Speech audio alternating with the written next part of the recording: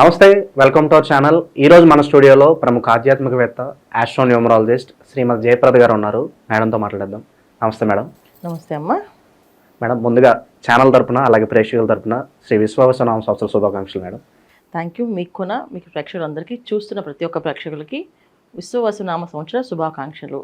ఈ సంవత్సరం మీకు అందరికీ ఆయురారోగ్యాలు, అష్టైశ్వర్యాలు, భోగభాగ్యాలు కలగజేయాలని దేవుణ్ణి మనస్ఫూర్తిగా కోరుకుంటూ ఇంకొకసారి మీ అందరికీ నూతన సంవత్సర శుభాకాంక్షలు. శ్రీమాత్రే నమః.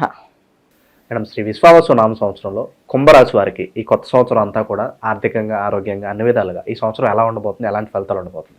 తప్పకుండా. ఫస్ట్ కుంభరాశి మనం చూసుకుంటే నక్షత్రాల వైపు చూసుకుంటే ధనిష్ట 3-4 పాదాలు వాళ్ళకి, శతభిష 1, 2, 3, 4 పాదాలు, పూర్వభద్ర 1, 2, 3 పాదాలు వాళ్ళు కుంభరాశిలోకి వస్తారు. వీళ్ళకి ఆదాయం వచ్చేసి 8, వ్యయం 14, రాజపూజ్యం 7, అవమానం 5.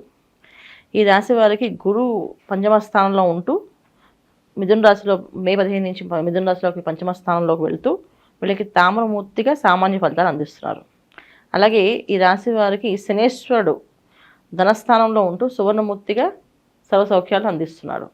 ఈ సంవత్సరం అంతా వీళ్ళకి రాహువు, శనేశ్వరుడు వీళ్ళిద్దరూ కూడా జన్మరాశిలోనే రాహు ఉంటూ, సప్తమ స్థానంలో కేతు ఉంటూ వీళ్ళకి లోహమూర్తులుగా సామాన్యమైన ఫలితాలు అందిస్తున్నారు. అయితే వీళ్ళకి కుంభరాశి వాళ్ళకి ఈ సంవత్సరం మనం చూసుకుంటే ఆర్థిక పరంగా ఏ ఇబ్బంది లేదు, బాగుంది. ఆర్థికంగా వీళ్ళు మంచిగా సెటిల్ అయ్యే అవకాశం ఉంది. ఎందుకంటే శనేశ్వరుడు కుంభరాశిలో ఇప్పుడు దాకా ఉండి వీళ్ళని ఒక క్రమశిక్షణలో పెట్టి ఇప్పటి నుంచి వీళ్ళు ఇలా బతకండి అని చెప్పి ఆయన వెళ్ళాడు పక్కకి.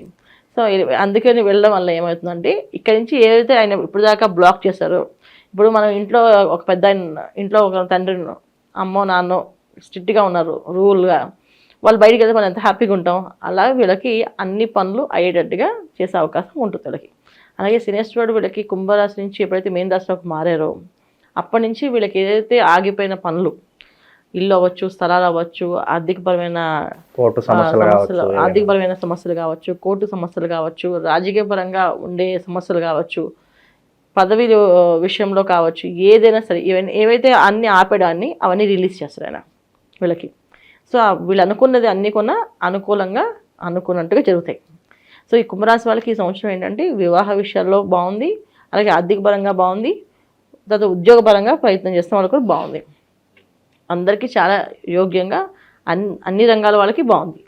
విషయాల్లో జాగ్రత్తగా ఉండాలంటే ఏం చెప్తారు మరి? అంటే ఖచ్చితంగా జాగ్రత్త ఉండాలి. ఎందుకంటే రాశిలో రాహు ఉన్నారు కదా అక్కడ. సో దానివల్ల ఏంటంటే తెలియకుండా ఒక రకమైన ఖర్చులు అనేది పెడుతూ ఉంటాం. అంటే ఇప్పుడు ఒక వస్తువు కావాలని మనం షాప్కి వెళ్ళాం, రేదరే ఇది ఒక టీవీ ఒక సైజు కొందాం అనుకుని వెళ్ళాం అనుకోండి, అక్కడ ఇంకో పెద్ద టీవీ చూపిస్తాడు వాడు.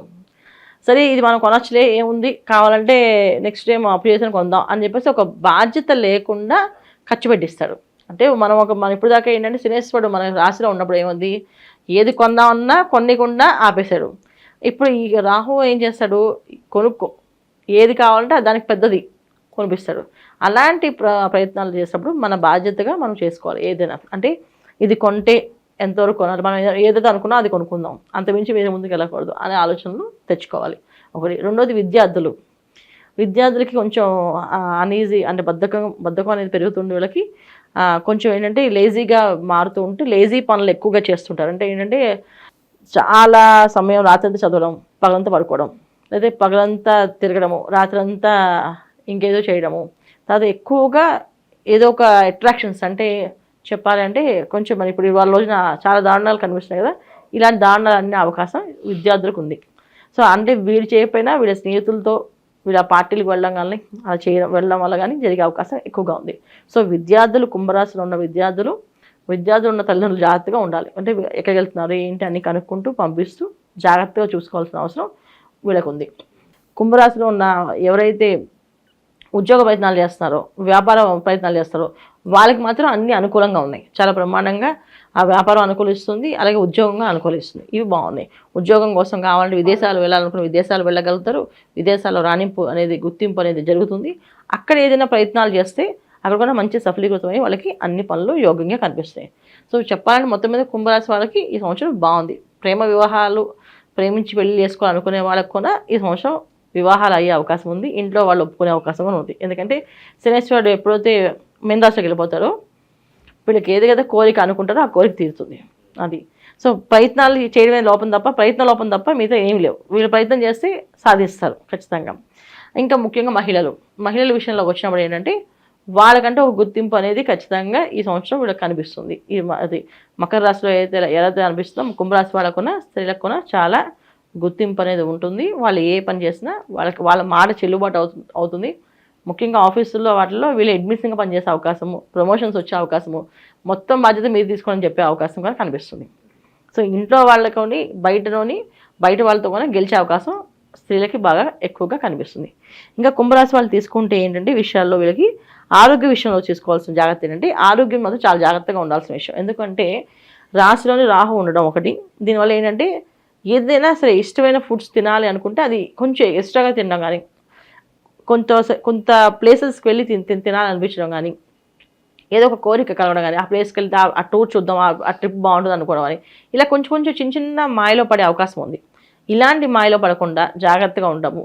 ఇంటి పుట్టునే ఎక్కువ ఆహారం తీసుకోవడం అనేది చాలా మంచిది. ఎందుకంటే శాకాహారం, ఇంట్లో ఉండే ఆహారం, వండుకునే ఆహారం తినడమే మంచిది. బయట ఆహారం తింటే కాస్తంత గ్యాస్ సంబంధించిన ఇబ్బందులు వస్తాయి. ఆడవాళ్ళకైతే కాళ్ళు విపరీతంగా నొప్పులు వస్తాయి.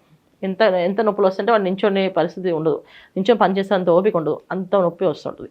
సో ఇలాంటి అవకాశం స్త్రీలకు ఎక్కువగా, ముఖ్యంగా ఆరోగ్య సమస్యలు అనేది పెద్దగా టెస్ట్ చేపిస్తే ఏముండవు, కానీ లేవలేకపోవడం, లేస్తే పనిచేసి అలసిపోవడము, అలసటగా అనిపించడము, తర్వాత కాళ్ళు విపరీతంగా నొప్పులు రావడము, అరికాళ్ళు మనవల నొప్పులు రావడం వీళ్ళకి వస్తుంటాయి.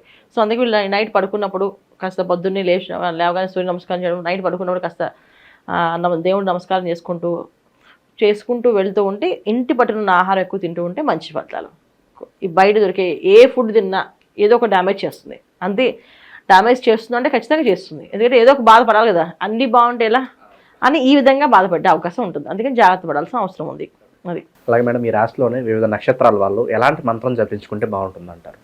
ఈ రాశిలో ఉండే వాళ్ళు ఏంటంటే ఫస్ట్ మనకి ధనిష్ట నక్షత్రం వాళ్ళు ఎవరైతే ఉన్నారో వాళ్ళు ఖచ్చితంగా హరే కృష్ణ అని మాత్రం ఎక్కువ చదువుతుండాలి.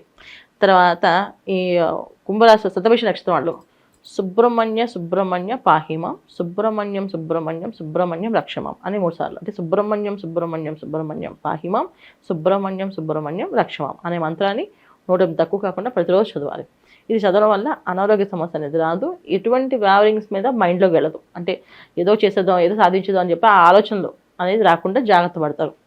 తర్వాత పురోహిత నక్షత్రం వాళ్ళు చక్కగా ప్రతిరోజు ఓం శ్రీం హరే నమః, ఓం శ్రీం హరే నమః, ఓం శ్రీం హరే నమః అనే మంత్రాన్ని ఎక్కువ చదువుతుండాలి. ఇది చదవడం వల్ల వీళ్ళకి ఎటువంటి సమస్య ఉన్నా బయటపడతారు. ఎందుకంటే వీళ్ళు ఎక్కువగా ప్రతిరోజు పురోభద్ర నక్షత్రం వాళ్ళు మాత్రం ఖచ్చితంగా ఈ మంత్రం చేయాలి. వాళ్ళు చేయకపోతే కొంచెం అనారోగ్య సమస్య పురోభద్ర నక్షత్రం వల్ల కనిపిస్తాయి. ఎందుకంటే ఈ పురోభద్ర నక్షత్రంలో కుంభరాశిలో 3 పాదాలు, 4వ పాదం వచ్చి మీన రాశిలో ఉంటుంది. సో మీన రాశిలో 4వ పాదంలోని షష్టగ్రహ కూటమి అనేది ఏర్పడుతుంది. ఈ రేపు 30 తారీఖున మీన రాశిలో ఈ గ్రహాలు ఏర్పడినప్పుడు ఈ కుంభరాశిలో ఉన్న నక్షత్రం 4వ పాదం ఏదైతే పురోభద్ర నక్షత్రం ఉందో వాళ్ళు కొంచెం ఎఫెక్ట్ అవుతారు. మిగతా వాళ్ళందరికంటే కూడా వాళ్ళు ఎక్కువ ఎఫెక్ట్ అవుతారు. వాళ్ళు ఎప్పుడు కూడా ఈ మంత్రాన్ని ఎక్కువ చదువుతూ ఉంటే ఏ అనారోగ్య సమస్య రాకుండా, ఎటువంటి ఆర్థికపరమైన సమస్య రాకుండా బయటపడతారు. ఇది వీళ్ళు చేసుకోవాల్సిన మంత్రం ఖచ్చితంగా. ఇంకా మెరుగైన ఫలితాలు పొందడానికి ఎలాంటి రెమెడీస్ చేసుకుంటే బాగుంటుంది అంటారు మేడం? ప్రతిరోజు దైవారాధన కంపల్సరీ చేయాలి. వీళ్ళు పొద్దున్నే లేవడం, సూర్య నమస్కారం చేయడం, దైవారాధన, దీపం పెట్టడం, ఇంట్లో కాస్త దేవుడికి నమస్కారం చేసుకొని బయటికి వెళ్ళాలి. హాస్టల్స్లో ఉన్నాం, ఎక్కడ ఉన్నా అనుకుంటే పొద్దున్నే సూర్య నమస్కారం చేసి సూర్యుడి దగ్గర కాస్త చెంబుతో నీళ్ళు అర్ఘ్యంలాగా వదిలిపెట్టి దండం పెట్టుకోవాలి. ప్రతి ఆదివారం శివాలయానికి కానీ రామాలయం కానీ ఎక్కడైనా సరే జంట నాగులు ఉన్న చోటకి వెళ్ళి ప్రతిరోజు ప్రదక్షిణాలు చేసి వాటికి కాస్త పాలు పోసి రావాలి. అలాగే ప్రతి ఆదివారం ఒక పూట భోజనం, ఇంకో పూట ఉపవాసం ఉండాలి. ఎందుకంటే ఎటువంటి అనారోగ్య సమస్య రాదు, ఎటువంటి కాలసర్ప దోషం అనేది జరగదు వాళ్ళకి. ఇవి వీళ్ళు చేసుకుంటూ వెళ్ళాలి. కుంభరాశి వాళ్ళకి ఓవరాల్గా ఈ కొత్త సంవత్సరంలో చాలా గుడ్ న్యూస్ అయితే చెప్పారు. హోప్ఫుల్లీ వాళ్ళందరికీ కూడా మంచి జరగాలని చెప్పి మనస్ఫూర్తి కోరుకుందాం మేడం. ధన్యవాదాలు. నమస్తే అమ్మా. శ్రీమాత్రే నమః.